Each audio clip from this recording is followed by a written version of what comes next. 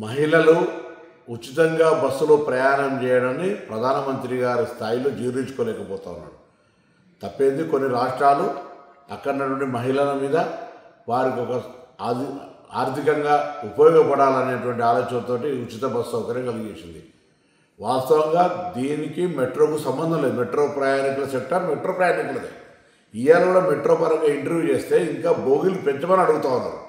అది వదిలిపెట్టి ప్రధానమంత్రి గారు రాజకీయపరమైనటువంటి లబ్ధికి సంబంధించిన విషయంలో ఆలోచన చేస్తూ ఉన్నారా?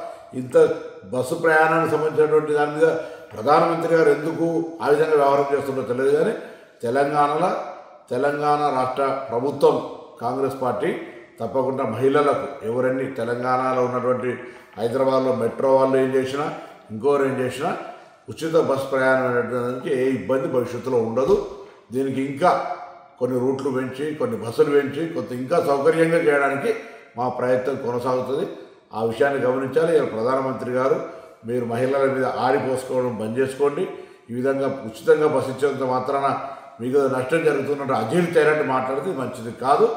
ఇటువంటి చిన్న పరమైన వ్యాఖ్యలు చేసి ప్రధానమంత్రి స్థాయికి దిగజార్చుకోవద్దని నీతో చెప్తాను.